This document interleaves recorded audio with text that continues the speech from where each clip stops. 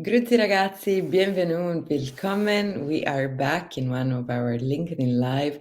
This time around, we're going to be here for the next half an hour, going through actually a book reading. As you know, we published a Principle of Clinical Cannabinology last year. Obviously, we're going to have a second edition this year, but in order to be able to share the most we can from this book, we felt like it was nice actually to take some time and give some insights and just maybe some commentaries alongside the book.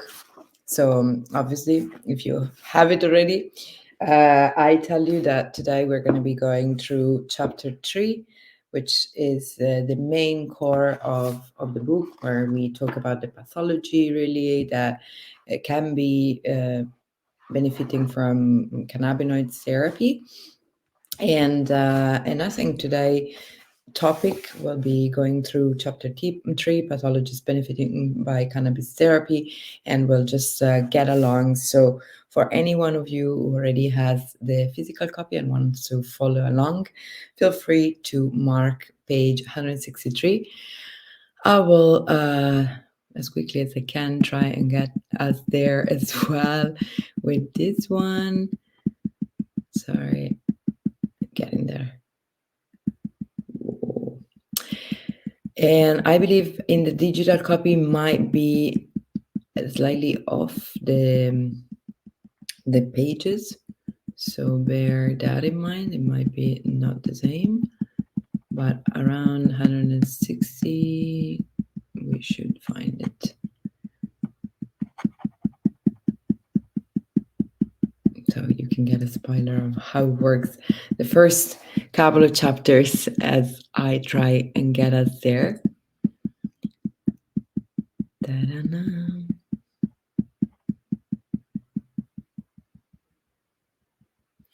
And some of you asked whether we're going to have editions in different languages. Obviously, this is the willingness that we have. Ideally, Spanish and Portuguese, we would like to have it as well. And then, of course, perhaps Asian languages. But for the moment, no, we only have it in English. And also the second edition, we are going to be updating in English. Okay, so I see that on the digital version is actually page 165 if you want to follow along. So you can check out the tables. Otherwise, for anyone else who doesn't have it, very happy to have you here giving an insight on how we put up this book. And so especially this third chapter is really a mix of us trying to really get to the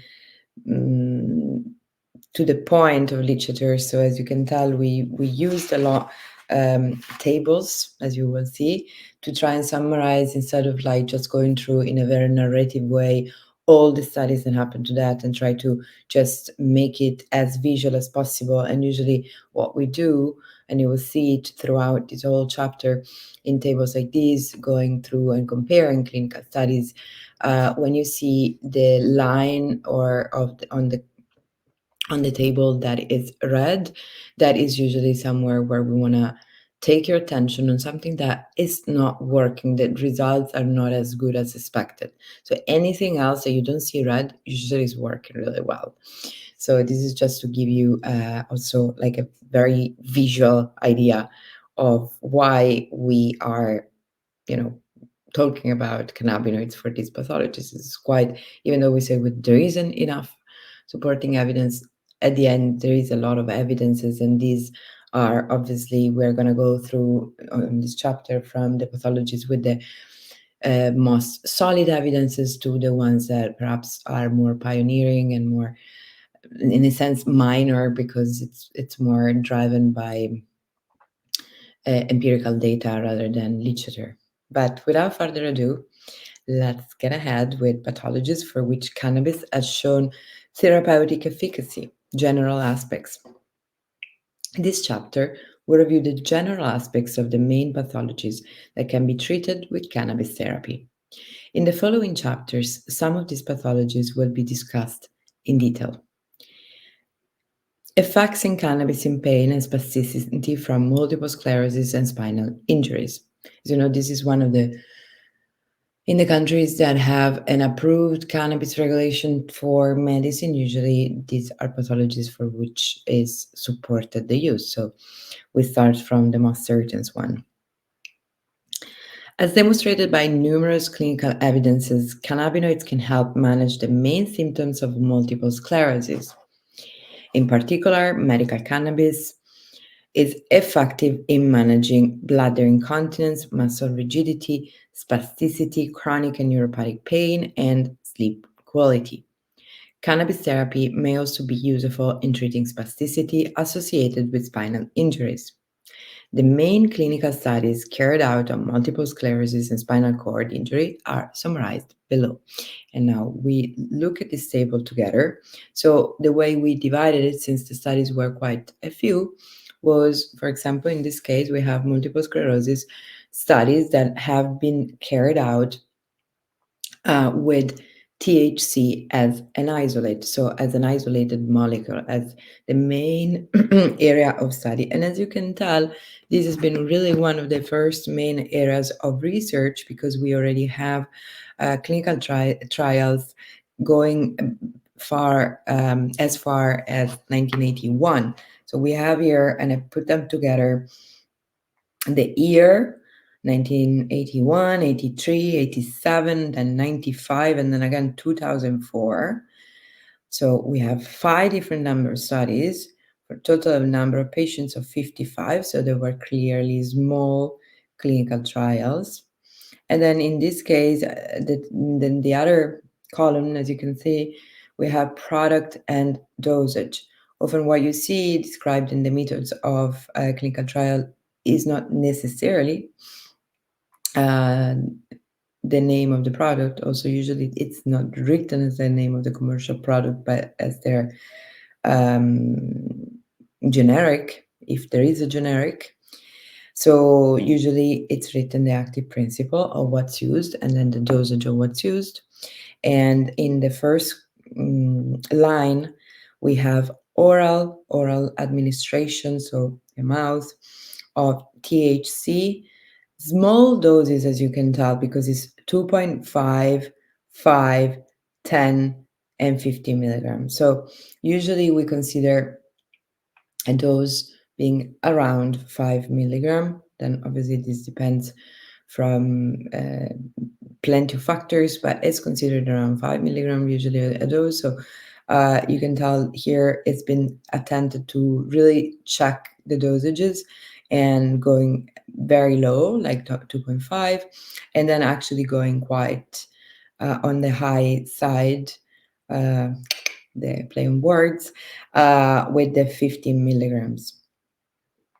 We look immediately at the side effects because when we go a little bit high with THC, especially isolated THC, we could experience side effects. Let's look at the side effects. Actually, side effects minimum, and as a side effect is shown to be euphoria. So we can all consider that. I mean, personally, I would consider euphoria a success as a side effect because considering that you have a neurodegenerative conditions like multiple sclerosis usually happening in quite early stages of life and it's not an end life disease whatsoever. It's usually happening mid life. To have such life, not only life sentence, but also a condition in which you literally see yourself going through loss of functions. It's extremely heavy on the mindset, and this is an aspect that both the patient and their family and their dear ones clearly need a lot of support and work for that aspect too. And this is an aspect that it's usually crucial for pretty much any pathology out there, actually. And so the fact that one can be accompanied by this product, that the only side effect it has, it's euphoria, it's quite a blessing, actually. It's a blessing in disguise because it's supportive to be in a good mood at the end of the day. But then here, let's not avoid to see that we have in 2013 one single study carried out on many different patients. We have 493 patients with a pretty high dose of THC only, again an isolate, 28 milligram of this isolate, no side effects, which is kind of surprising for how high was the dose, but the problem, if you will, of the study, that what was looking at the study wasn't looking at symptom management of multiple sclerosis or quality of life. What it was really looking at was whether THC, oral THC, could be supportive at having efficacy in decreasing the progression of the disease. And in this case, it was shown that it does not. So it does not reverse the condition, it does not stop the progression of the condition. And no side effects were reported. So the reason we put it in red is because to the objective of that study was not found a functionality of cannabinoids for that objective. And in this case, the objective was, let us check whether THC is reversive towards this pathology, and it's not. Obviously, as you see, how we made the book, in every sub chapters is really very academic. It's really, that's why we call it a handbook, even if it's massive, because it's really made in a way in which there isn't like so much text, but it's more like a basis for then finding the right information that you need. So this thing, each of these sentences, as you can tell, like as demonstrated by numerous clinical evidence, this is one sentence. Then if you want, you go at the end of the subchapters and you have all your references that have been cited, to build and construct, obviously, all of this stuff that is extremely summarized. But because this is the objective that we had, was to make it easy, not to overcomplicate. So as scientists, we like to stay in the extremely in the literature and double checking stuff and plenty of words. But the reality is that this is a book mainly whose objective is that of supporting and helping doctors to make prescriptions to help their patients. They don't have a lot of time. And I thought it's really useful for them, to have supportive evidence, but not to have to go crazy to understand them, like, and just to take what they need. And obviously not everyone will need like the super insight on multiple sclerosis, because maybe I'm a dermatologist, so I go in another section of the book. So in this way, having instead, as we put here, the studies that have been consulted and that have been cited to create this table, I thought it made just much easier and more straightforward to the objective of this being a supportive textbook to a student, but obviously to someone who's practicing medicine. And so doesn't really have the time or the willingness to know it all, but needs to have very accurate and reliable information, and also confront that information with the different pragmaticity. And that's why we included as well the chapter on regulations, the chapter on the products that are available country by country, and of course in this chapter 3, as many of you that have been following us on this channel knows, we also have included case studies directly from other doctors, so that could also be some real case scenario of what's going on. Obviously, I'm not going to read through the names of the studies that have been consulted and cited, but you can find them there.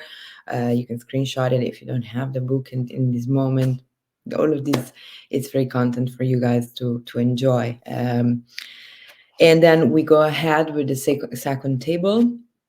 In this case, we put in this table all the studies where obviously have been studied multiple sclerosis, but in this case, it wasn't like THC on its own. It was a full spectrum, whether it was like an abiximol, like a spray, like the usual spray THC CBD balance, whether instead was like um, an extraction from like the full plant, whether even was like all studies were even like joints, like cannabis cigarettes have been studied directly, so that the inflorescence is being used. And so in this case, we're looking, and we clustered in this table, which goes also in the next page, um, the studies where the cannabis was not just THC, but there was a sort of balance of different cannabinoids, even if they were unbalanced, but there were different cannabinoids and different terpenes. It was in some way the full plant, okay? And so as you can tell, again, the studies start from the end of 80s, 90s, in this case, 94. I coupled them together, the 94 one and the 2012, because they both utilized as a method of administration, so-called here in the study, they are called cigarette. The UK, the Beatles were calling them spliff. I mean, any country has their name. In this case, it was a pure, so it was purely cannabis inside. So, in order not to have another confounder, sorry, in the statistical in the stats, which would have come obviously from tobacco. So tobacco has been eliminated, but obviously there is still a product of combustion. But it's I mean, even in 2012 this has been used, because usually this is associated with more observational kind of studies, or a more survey type of studies in countries perhaps like US, where there is a sort of like, yeah, there is a potential for medical, but coming from a dispensary, and so not necessarily under the tight control of a pharmacy like it would be in Europe. So it's quite strange, obviously, to find on PubMed clinical trials citing the study of cigarettes, but they are special cigarettes. Let's put it this way.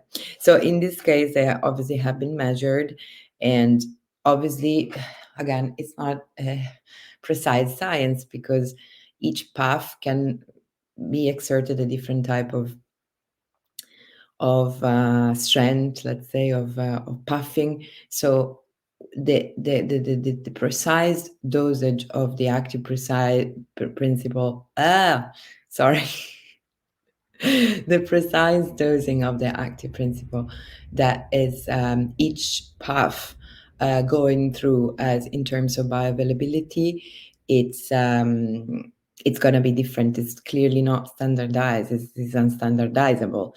So there is here in the dosing is only mentioned the percentage of THC that was present, and so in the first case it was a high CBD one, because it was less than 2% THC, and also in the second case was a low THC variety with around the 4% of THC. Both of them, anyway, in any country would be considered like outside the range of what hemp is considered. So it's still considered a THC containing plant. It's just that it's a low percentage of THC. Again, side effects, none. Euphoria. Okay, that's great. Results. Subjective improvements for some. Reduction of spasticity and pain. Sorry, I just saw a typo. Well, I'm signing this because we're doing second edition, and it's crazy. Like, you can read sometimes over and over and over and just don't manage to, and at some point, see typos, and then you are in live and you read a typo. That's great. Then I think it's quite important and interesting that the second line, actually, with the 808 patients, that's quite a number. These are only 3 studies in between 2003 and 2004. And here have been, in a way, compared THC and CBD. And this is very interesting. So you have in one oral THC 2.5 milligram versus oral CBD 2.5 milligram versus another group that had 2.5 and 2.5, so 1 to 1. And this, I think, it's like a very interesting study, actually, where it could also allocate better symptom management to each of the cannabinoids. And in fact, you see that it says THC mainly associated with a reduction in muscle spasms, in pain, and a bettering of, pardon, a better of sleep quality. Yes, okay.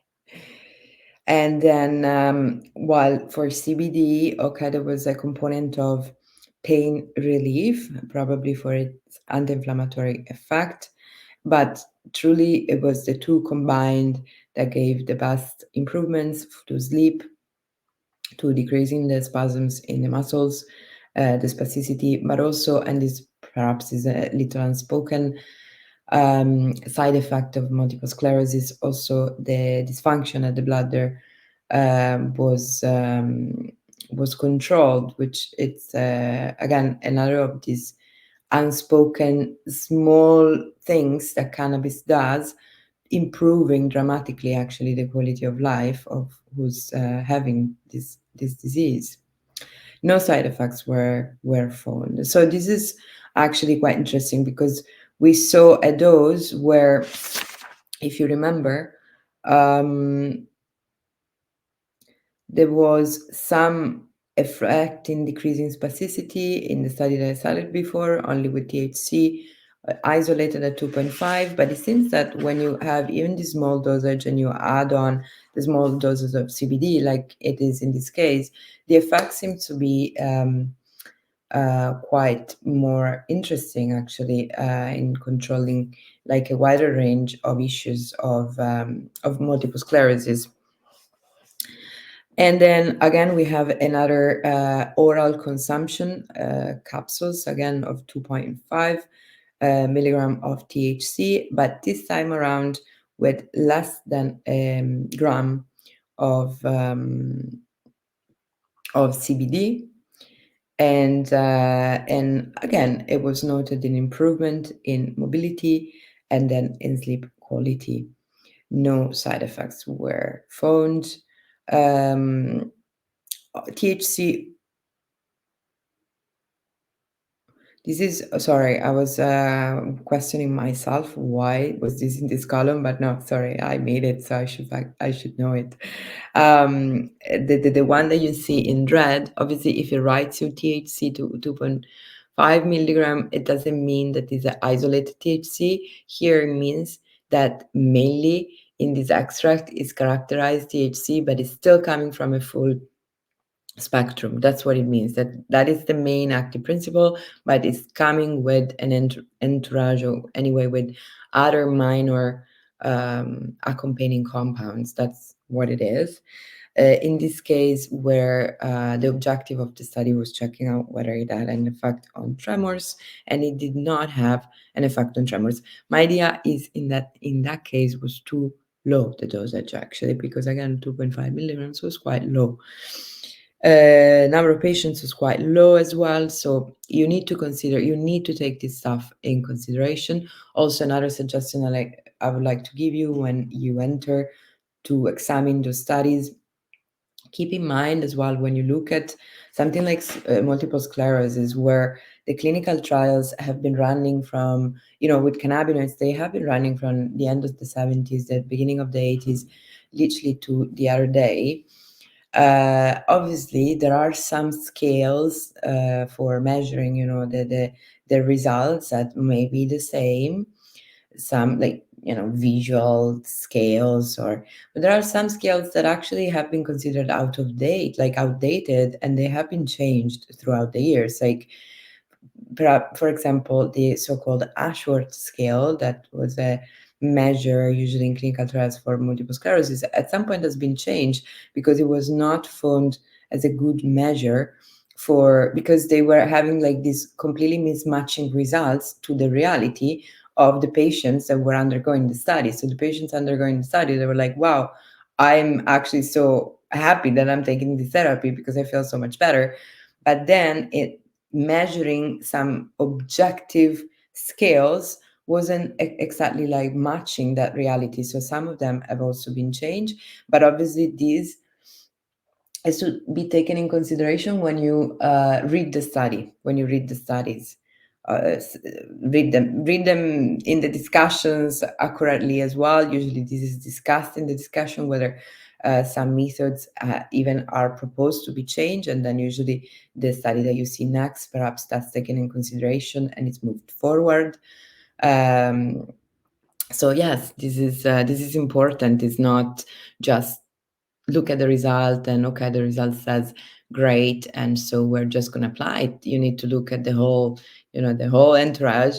It's interesting also to look at who's the funding body of a study, because that's also defining as well whether there will be some sort of bias in the interpretation of the results or not, whether there is a patented product that is part of this clinical observation, or if it's a third party like an academy or in a hospital that is utilizing someone's product, so they want to test whether it actually works. So you need to really contextualize as well, because you cannot extrapolate science like it's in this magical bubble. As I show you here, so you can read as well the end of this table. But really, it's not. We are not doing science in a sort of like bubble where industry and economic interest does not play an aspect. We need to take that in, factor in as well when we need to factor in as not just scientists or doctors, but as citizens in general, to make our own choices at the basis of a lot of our medicine. Not necessarily there is, the holy sanctity of science.